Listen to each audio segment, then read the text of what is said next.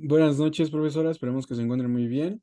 Hoy le vamos a hablar sobre el control de calidad en bacteriología. El equipo está conformado por Kenia, Emiliano, Elizabeth, Alejandro, Saúl, Adrián, Jessica y su servidor Osiris.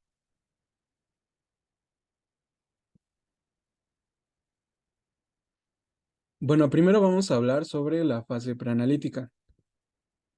Recordemos que esta es aquella que abarca todo el proceso que va desde la solicitud del médico, las indicaciones al paciente, la preparación de la muestra, la obtención de la muestra y también su transporte.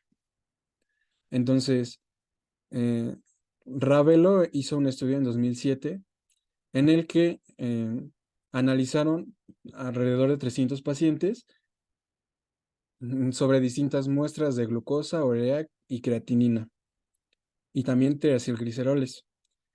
Entonces hicieron un estudio y detectaron que aproximadamente el 80% de los errores se cometen en la fase preanalítica. Y destacan que no tiene ningún sentido que, que se invierta mucho dinero y se utilicen equipos sofisticados si no, pues si no se lleva a cabo una fase preanalítica adecuada.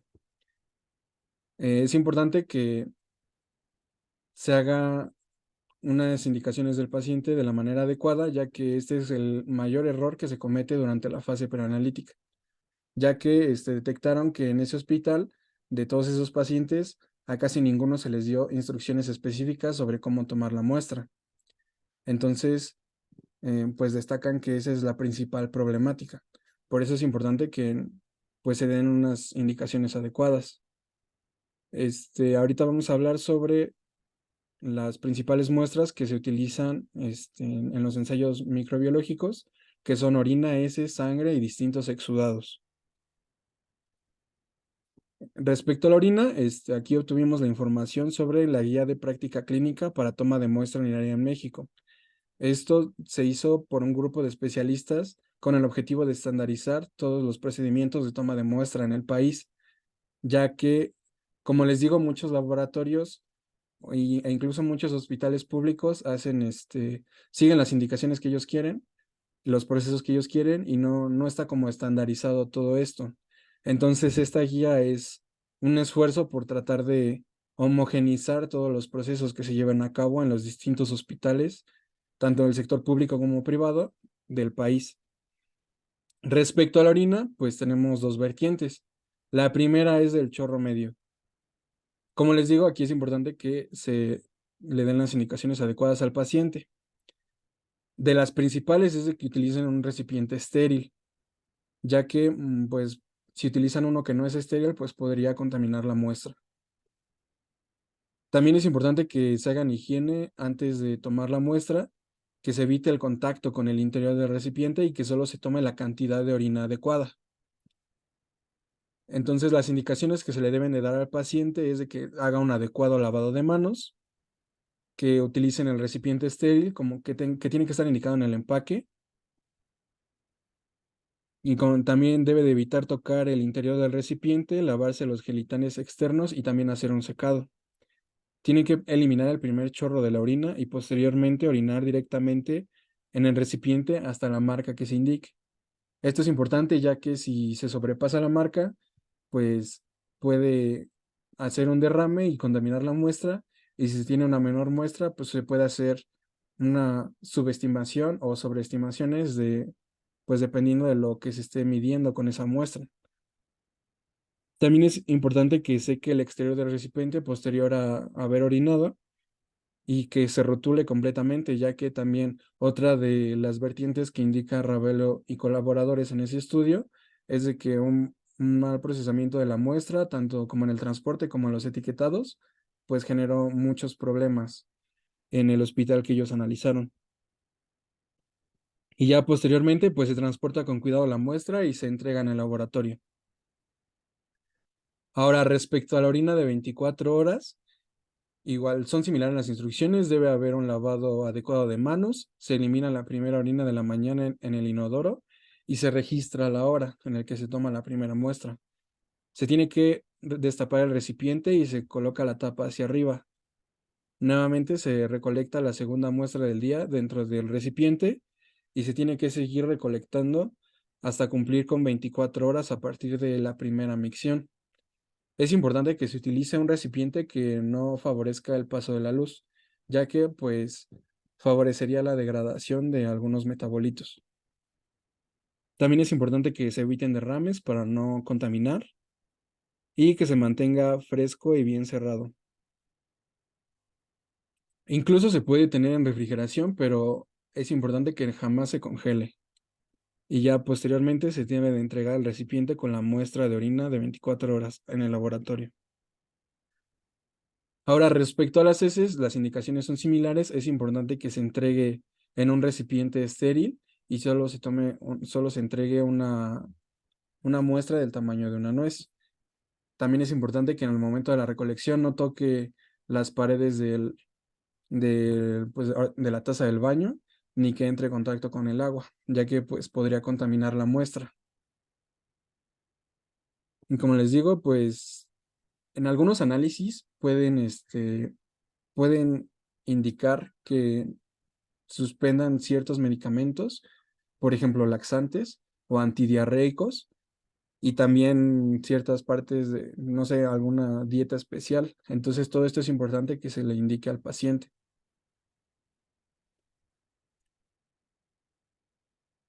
Otra vertiente es la sangre.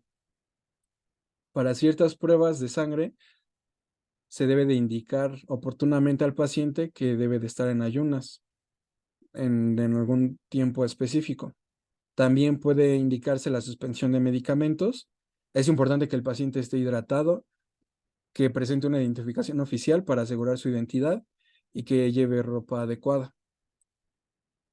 También es importante que se rotulen bien los tubos y se siga el orden de toma de muestra y que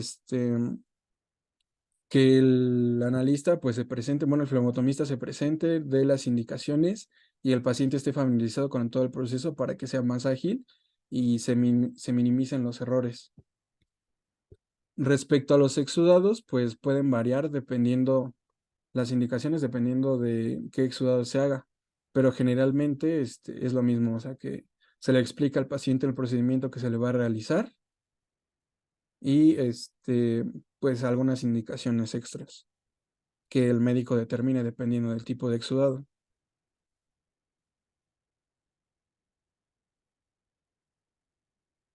Como les digo, otra parte de la fase preanalítica pues involucra a los medios de transporte.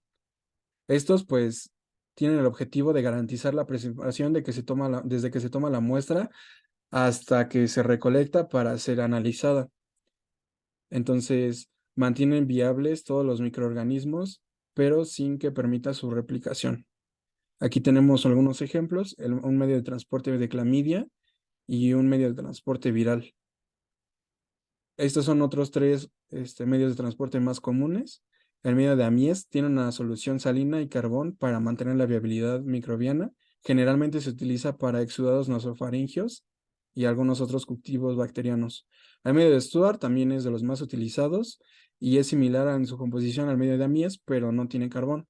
Y el medio Swab Kerry Blair es utilizado para la recolección y el transporte de muestras de heces. Entonces, pues dependiendo de la muestra, pues es el tipo de medios de transporte que se va a utilizar.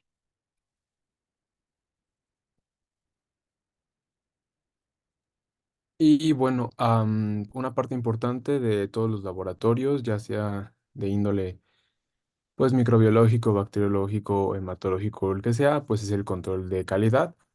Y este pues nos va a asegurar una adecuada práctica en el aislamiento, la identificación y la caracterización de los agentes etiológicos, una vez que se reciben las muestras.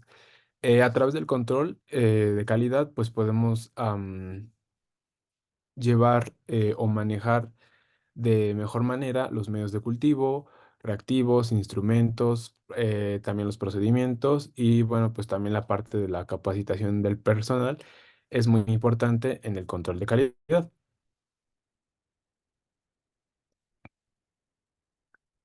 La que sigue, por favor.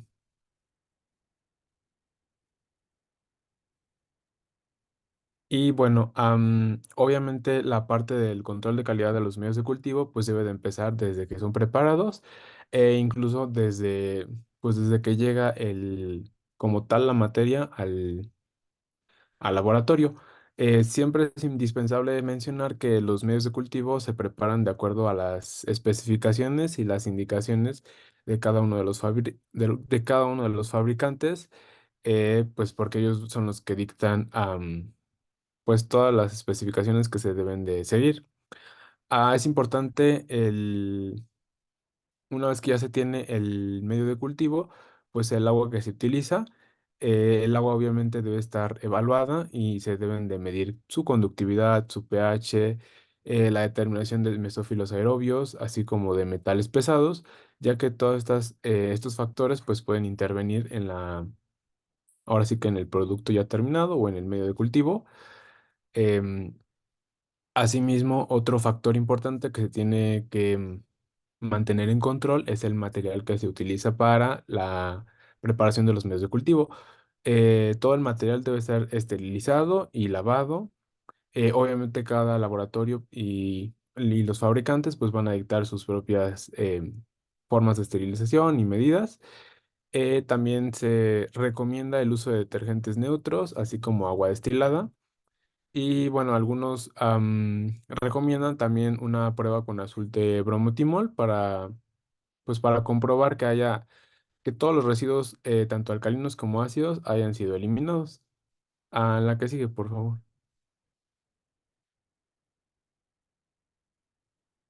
Y bueno, una parte también importante, como ya lo hemos visto, pues es la trazabilidad. Y obviamente pues tiene que haber un registro de cada uno de los frascos de medio de cultivo que ingresan al laboratorio. Estos obviamente tienen que tener cada una de sus características, desde el nombre del producto, quién es la casa fabricante o el proveedor, la fecha de recibido por parte del laboratorio de análisis microbiológico, la fecha de caducidad, el número de lote y pues también es importante revisar la fecha de apertura y pues obviamente con base en eso se van a establecer otros cuidados que pueda tener o no, si el producto ya fue abierto o no fue abierto. Em, Dentro del control de calidad del medio de cultivo, también es importante el probar o el muestrear los lotes recibidos, ya que, pues como es al azar, de todas maneras se tiene que asegurarse que el medio de cultivo va a funcionar para lo que, digamos, fue adquirido. Entonces, para probar cada uno de los lotes, los medios de cultivo se inoculan con microorganismos ya sean de control y de referencia, em, como por ejemplo las cepas ATCC o algún otro tipo de cepa de referencia, con la finalidad pues de ver sus características que ya están probadas de las cepas. Y esto es con la finalidad de ver tanto las reacciones positivas del medio como las negativas, es decir, por ejemplo, si es un medio diferencial, ya se tiene estudiado que debe dar ciertas características y para el otro grupo microbiano no debe dar ciertas características, entonces las cepas de referencia nos van a ayudar para esto. La que sigue, por favor. Dentro de los parámetros que se van a verificar una vez que el medio de cultivo ya está listo o ya está preparado para poderlo utilizar, es que sea estéril, entonces se va a someter también a una prueba de esterilidad. Se van a medir sus propiedades físicas como es el pH y el color. La promoción del crecimiento, es decir, que el medio tenga el requerimiento nutricional suficiente para que pueda haber una recuperación microbiana adecuada. También otro parámetro importante es el uso, es decir, que funcione para lo que fue elaborado. Es decir, si un medio es diferencial y selectivo, un medio diferencial es, obviamente tiene que tener dos características diferentes para poder observar las morfologías de crecimiento. Y de otra manera, del otro lado tenemos a los selectivos que pues tienen que inhibir a una población microbiana y favorecer el crecimiento de otra. Así también el porcentaje de recuperación de los microorganismos esperados. A la que sigue, por favor.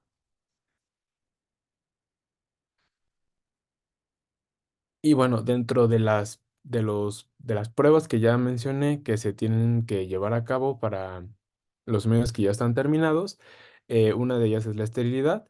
Esto bueno, una vez que ya está el medio preparado, se va a incubar a 35 grados centígrados durante 24 horas y pues se van a tener dos criterios.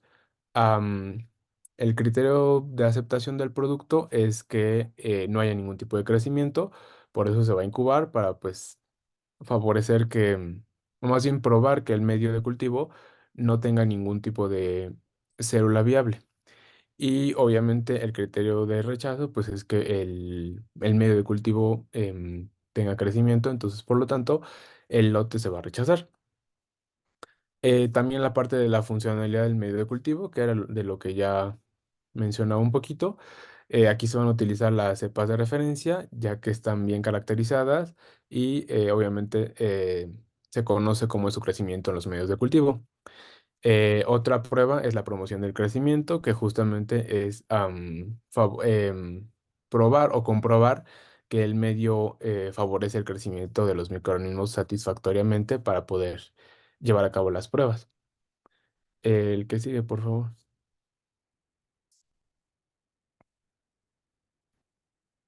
Em, dentro de dentro de las pruebas de uso, pues tenemos a la selectividad y este es pues para evaluar si el microorganismo crece o no. Entonces hay microorganismos que obviamente no tienen que crecer en determinados medios de cultivo y microorganismos que sí deben de crecer. Para la selectividad se utilizan algunas pruebas como la prueba de Miles y Mirra, así como la ecométrica. Más adelante van a mencionarlo igual, pero pues aquí rápidamente. Y también es muy importante dentro del control de calidad el almacenamiento, ya que someter al medio de cultivo a un almacenamiento incorrecto, pues puede hacer que pierda su viabilidad como producto o bien sufrir algún tipo de contaminación, etcétera. Entonces, pues también eso nos ayuda a mantener el control del medio de cultivo a través de observar si cambia de color el medio o no, si se evapora, la deshidratación, si hay crecimiento microbiano. Entonces, generalmente se recomienda que una vez que ya están producidos o elaborados los medios de cultivo, se almacenen a 4 grados centígrados. La que sigue, por favor. Y bueno, una parte importante también del análisis bacteriológico y microbiológico, pues son los colorantes y obviamente las tinciones. Em, El control de calidad de las tinciones pues nos permite evaluar si el reactivo o el colorante que se utiliza está en óptimas condiciones, si el operador tiene la capacidad para poder llevar a cabo tanto la tinción como la lectura de la tinción per se, así como también evaluar la calidad del microorganismo, del microscopio o del equipo que se está utilizando. Es importante decir que el control de calidad de los colorantes se debe hacer de manera semanal para demostrar que el colorante tiene óptimas condiciones de funcionamiento y también se debe hacer cada que se abre un nuevo lote o se recibe un nuevo lote en el laboratorio. Am, obviamente también para el control de calidad de los colorantes pues se deben de utilizar cepas ATCC que pues ya están caracterizadas. Entonces, por ejemplo, para hacer la tinción de Gram, pues vamos a utilizar una Gram positiva y una Gram negativa con la finalidad de poder determinar que realmente el colorante sí está tiñendo tanto a las Gram negativas como las Gram positivas de acuerdo a sus características. La que sigue, por favor. Y bueno, dentro del área clínica y bacteriológica, pues encontramos dos principales tinciones, la tinción de Gram y la tinción de Stirl-Nielsen. La tinción de Gram, pues obviamente se utilizan tanto cepas Gram positivas como cepas Gram negativas. Y esta tinción, pues se utiliza, más bien se va a probar cada que se preparen los colorantes que se utilizan en esta tinción, como el cristal violeta, la safranina. Por otro lado, tenemos a la tinción de Sil-Nielsen. Igual se van a utilizar cepas ATCC que sean ácido alcohol resistentes y las que no lo sean, con la finalidad de probar los colorantes. Y la que sigue, por favor.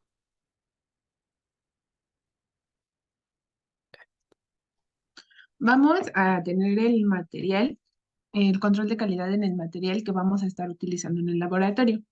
Por esto es muy importante tener un diseño correcto para poder abarcar aquí dónde va a ir cada material y cada equipo que se va a utilizar. Para mantener un control de calidad se necesitan los procedimientos normalizados de trabajo, tener los itinerarios de circulación tanto del material utilizado como las muestras que entran en ese día en el laboratorio y una buena distribución de las actividades de cada uno de los analistas que se encuentran dentro de este laboratorio. Eh, la disposición espacial de los equipos es algo muy importante, ya que estos equipos, algunos están calibrados o requieren un cierto espacio con unas ciertas condiciones, por lo cual estos no deben estar moviéndose constantemente dentro del laboratorio. También se va a tener una implementación de un programa de gestión de inventario. En esta gestión de inventario entran todos los materiales que se utilizan desde la obtención con el proveedor para los medios de cultivo, para las pipetas o material desechable e incluso para el material que ya está dentro de este. Vamos a tener un control de la recepción y almacenamiento de todo este material adquirido, que es lo básico que se ocupa en un laboratorio de bacteriología. La que sigue, por favor. Aquí es un ejemplo de cómo se debe de tener la inspección de este material adquirido para garantizar que se van a cumplir las especificaciones que nos están diciendo que deben de cumplir. Y, por ejemplo, aquí tenemos el material que podrían ser reactivos, discos y tiras. Vamos a tener la frecuencia con la que tenemos este material. Vamos a observar el número de lote y vamos a tener el día de uso que tiene este material. Es por eso que debemos llevar las buenas prácticas de documentación, donde vamos a tener este registro de dónde es su origen, cuál es la característica, de dónde se obtuvo, quién es el proveedor. Y con esto va derivado formularios, registros y la supervisión de este inventario. Se debe designar a una persona que es la encargada o varias personas que son las encargadas de llevar de manera correcta y en orden estos papeles para cualquier defecto que tengamos de este material, se pueda saber de dónde proviene esta cosa inusual y así poder llevar a cabo alguna corrección que se debe llevar en la obtención de este material, así como durante su uso y su desecho. En la que sigue, por favor. Aquí vamos a hablar sobre el mantenimiento del equipo. Estos instrumentos utilizados en el laboratorio deben llevar un programa de control de calidad, así como su mantenimiento preventivo y correctivo. Estos mantenimientos se van a basar en las instrucciones del fabricante y los procedimientos establecidos. Estos también llevan una implementación de programa de su propio mantenimiento, donde vamos a tener qué son los cuidados para poder mantener estos equipos de forma funcionable y que cumplan con su función para la que fueron hechos. Vamos a tener el inventario de los equipos y las piezas de repuesto. Es muy importante tener todo esto porque cualquier cosa que suceda podemos acudir al proveedor, ya que sabemos que estos equipos no cualquiera puede realizar algún movimiento dentro de la maquinaria y tenemos que acudir con la persona que está capacitada para poder calibrar o darle mantenimiento a estos equipos. En la que sigue, por favor. Aquí es lo que les comentaba, vamos a tener personas autorizadas que son las que van a llevar el registro del inventario, van a revisar que esté calibrado, que tenga verificación y los procedimientos operativos dentro de estos. Vamos a dar capacitación a todos los operadores que estén constantemente en contacto con estos y aquí les muestro una tabla en donde, por ejemplo, en el refrigerador vamos a tener su registro de temperatura, cada cuánto se hace este registro, cuáles son los límites en los que puede subir o bajar y las precauciones, las acciones que tenemos para mantener este refrigerador en su correcta condición, como sería la limpieza mensual. Así como tenemos congelador, incubadoras, y cada cuándo se hacen. Por ejemplo, en la centrífuga se hace cada 6 meses y su revisión general es cada 12 meses. En la que sigue, por favor. Vamos a tener la documentación del mantenimiento de estos equipos, los cuales, como les vengo comentando, se necesita de su inventario completo y exacto. Y pues esta documentación nos va a facilitar al fabricante su funcionamiento. Aquí les pongo un ejemplo de una hoja de inventario de un microscopio, donde nos muestran los días, que es lo de un mes, la limpieza externa, la ocular y la de los lentes. Vamos a tener que es un mantenimiento preventivo o externo o interno por el personal calificado. Vamos a tener las observaciones, el responsable, la fecha y a qué lote o corresponde este documento.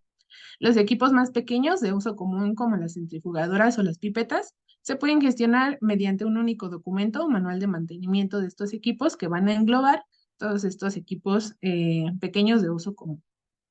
La que sigue, por favor.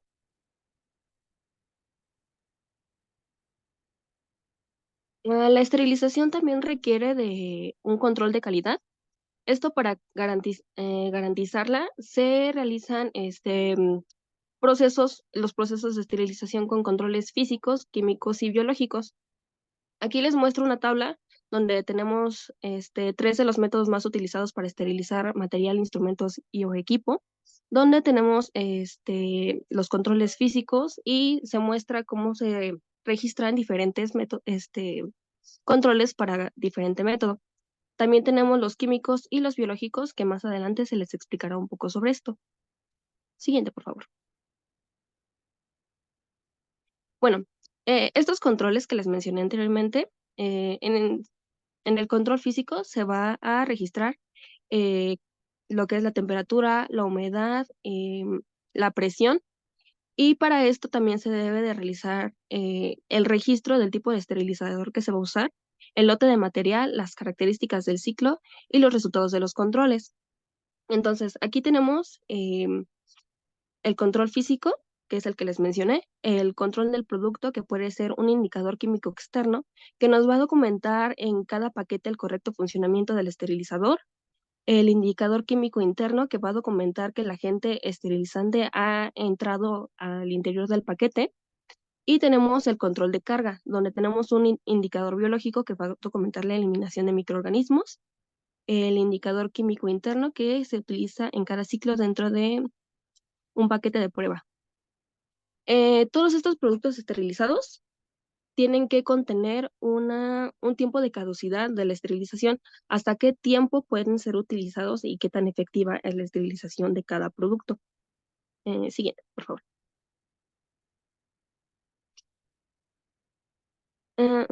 Bueno, otro paso importante también es el control de calidad en la preparación de la muestra, en donde una vez que las muestras llegan al laboratorio es necesaria una serie de acciones que van a ser preparadas convenientemente antes de ser enviadas o distribuidas a cada una de las áreas donde se van a realizar los análisis.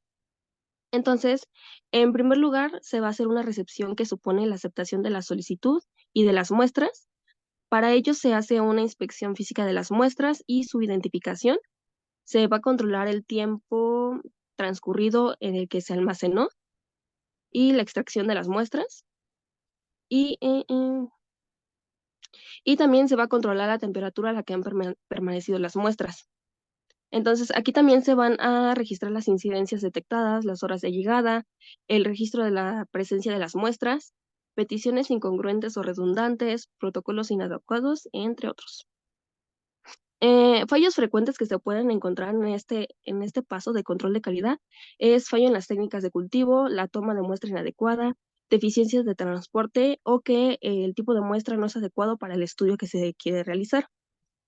Entonces, como en general, se debe de tener en cuenta la viabilidad del patógeno, que la refrigeración sea de 4 a 6 grados Celsius, la distribución con la que se realizan las muestras y la conservación y almacenamiento que tienen, y evitar la contaminación y proliferación excesiva del agente patógeno. Y uno de los errores principales es el registro administrativo, donde si no se realiza correctamente, se puede llevar a la mala identificación del patógeno. Siguiente, por favor.